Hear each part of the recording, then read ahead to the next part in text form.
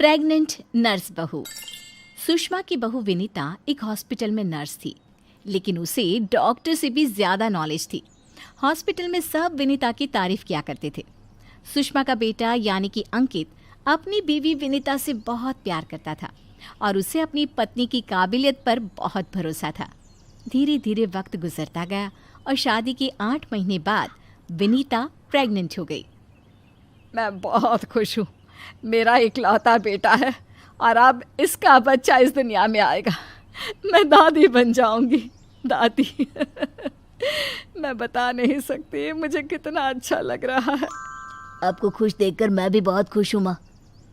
देखो बेटा, वैसे तो विनीता नर्स है, उसे अपने बारे में सब कुछ पता है, लेकिन फिर भी ना आजकल बच्चे पैदा करने में बड़ी परेशानी होने लगी है।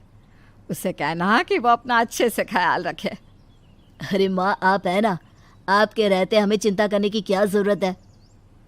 मैं तो अपनी बहू का बहुत अच्छे से ख्याल रखने वाली हूँ।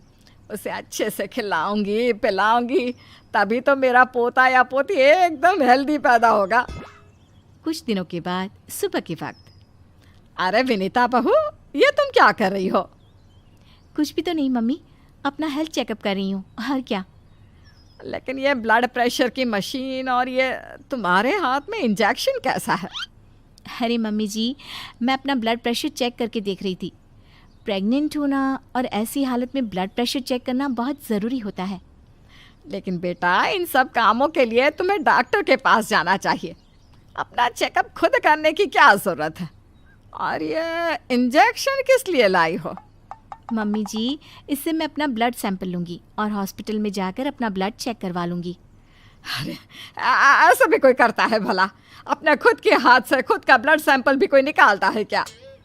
मम्मी जी, ये मेरा रोज़ का काम है, इसमें क्या है?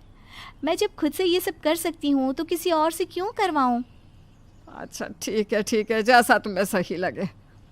कुछ दिनों के बाद सुषमा अपनी बहू को फिर से इंजेक्शन लगाते हुए देखती है और अंकित भी उस वक्त वहीं पर था। अरे विनीता, ये तुम क्या कर रही हो? तुम प्रेग्नेंट हो, इस तरह खुद को इंजेक्शन लगाने की क्या ज़रूरत है?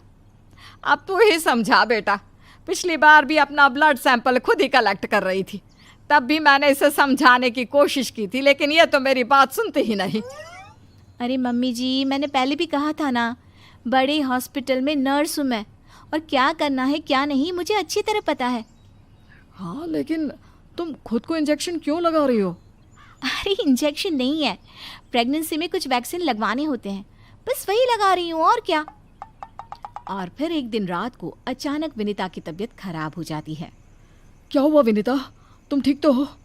तुम तो खुद अपना इतना ख्याल रखती हो, तुम्हारी तबीयत कैसे बिगड़ गई?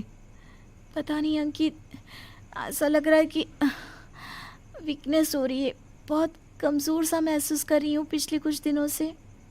तुमने तो अपना ब्लड सैंपल दिया था ना हॉस्पिटल में, उसकी रिपोर्ट आई या नहीं? कल सुबह ही आ जाएगी, तब सब कुछ पता चल जाएगा। अगले दिन सुबह के वक्त। विनीता, तुम्हारी ब्लड रिपोर्ट तो आ चुकी है। तुम्हारी बॉडी में तो आयरन की बहुत कमी है, देखो तो ज़रा। अरे हाँ, इसके हिसाब से तो मुझे ब्लड चढ़ाना चाहिए, वरना डिलीवरी के वक्त बच्चे को प्रॉब्लम हो सकती है। मैं एक काम करती हूँ, ब्लड चढ़वा लेती हूँ। ऐसा कैसे ब्लड चढ़वा लेती हूँ? पहले डॉक्टर से जाकर पता करो और हॉस्पिटल में जाकर ब्लड चढ़वाओ। ये सब काम बिना किसी डॉक्टर की सलाह के नहीं करने चाहिए। मम्मी जी, आप फिर से शुरू हो गई ना। क्या करना है क्या नहीं मैं अच्छे से जानती हूँ, मैं खुद कर लूँगी।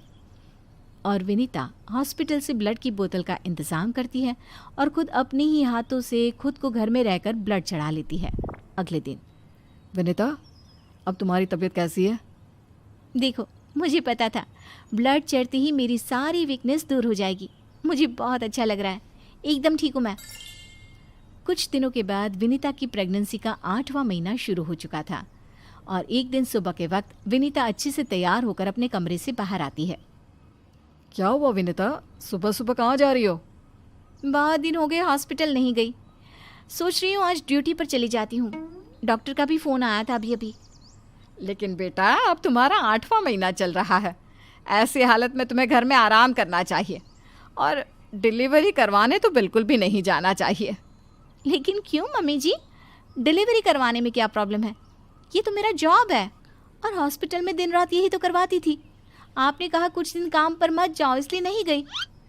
हाँ मम्मी, वैसे विनीता ठीक ही तो कह रही है, उसका रोज़ का काम है ना ये। तुम आजकल के बच्चे ना कुछ नहीं समझते। अरे तुम्हें वैसे तो सब पता है, लेकिन शायद ये नहीं पता कि इस हालत में अगर तुम डिलीवरी करवाने आई औरतों को देखोगी तो तुम्हारी सेहत पर बुरा असर पड़ेगा। अरे मम्मी, ऐसा भी कुछ होता है क्या? मम्मी जी, किसी और की डिलीवरी करवाने से मेरे ऊपर कैसे फ़र्क पड़ सकता है? मैं कोई पहली बार थोड़ी ना ये सब करवाने जा रही हूँ।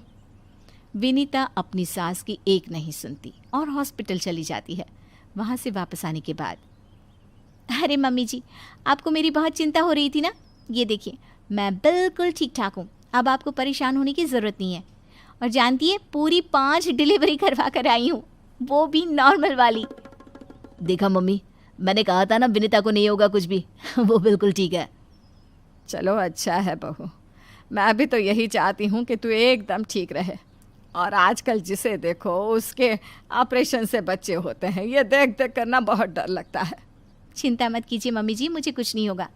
मैं नर्स हूँ ना, रोज़ हॉस्पिटल में औरतों को सिखाती हूँ कि कैसे अपना ध्यान रखें ताकि नॉर्मल डिलीवरी हो।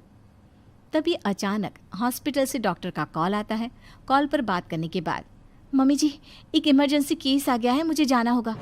अरे लेकिन अभी तो आई हो, कैसी डॉक्टर है तुम्हारी? उसे पता नहीं चलता क्या कि तुम प्रेग्नेंट हो? ऐसी हालत में तुम्हें ना बुलाए। अरे नहीं मम्मी जी, डॉक्टर की भी मजबूरी है। कह रही थी काफ़ी सीरियस केस है और हॉस्पिटल में उन्हें किसी दूसरी नर्स पर इतना भरोसा नहीं जितना मुझ पर है। मुझे लगता है कि तुम्हें मना कर देना चाहिए बहू।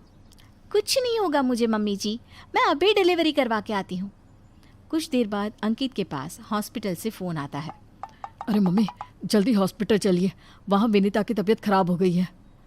हे भगवान, सब ठीक करना, मुझे तो पहले ही डर लग रहा था। अंकित और सुषमा हॉस्पिटल पहुँचते हैं। क्या हुआ विनीता को? वो क्या है ना, विनीता एक नॉर्मल डिलीवरी करवा रही थी। केस बहुत ही सीरियस था और उस लेडी को बहुत ज़्यादा प्रॉब्लम हो रही थी। क्योंकि विनीता खुद प्रेग्नेंट है तो वो अचानक से घबरा गई और उसे लेबर पेन शुरू हो गया। लेकिन अभी तो मेरी बहू का सिर्फ 8वां महीना चल रहा है। देखिए, ऐसा हो जाता है। उस औरत को दर्द में देखकर घबराहट की वजह से विनीता को ये हुआ है। अरे डॉक्टर, लेकिन डरने की कोई बात तो नहीं है ना? नहीं नहीं, ऐसा कुछ नहीं, हमने उसे एडमिट कर लिया है। तभी सब देखते हैं कि विनीता अपने हाथ में एक छोटे से बच्चे को लिए बाहर आती है। अरे विनीता, तुम्हारी तो तबीयत ठीक नहीं थी, तुम्हें दर्द हो रहा था, तुम बाहर क्यों आ गई? अरे दर्द हो रहा था तो क्या हुआ, मैंने वो दवाई ले ली जिससे जल्दी आने वाले लेबर पेन रुक जाते हैं। और वैसे भी डॉक्टर, उस औरत को मेरी ज़रूरत थी, उसकी देखभाल के लिए मुझे ठीक होना ही था।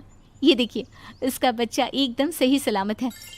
अरे वाह मेरी बहू, तूने तो अपने तबीयत की परवाह ना करके किसी और की जान बचाई।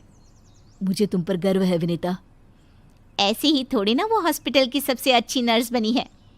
मैंने कहा था ना मम्मी जी, मैं नर्स हूँ, मुझे अपने से पहले दूसरों की तकलीफ़ दिखाई देती है और मैं पहले अपने मरीज़ों की जान बचाती हूँ, फिर खुद की।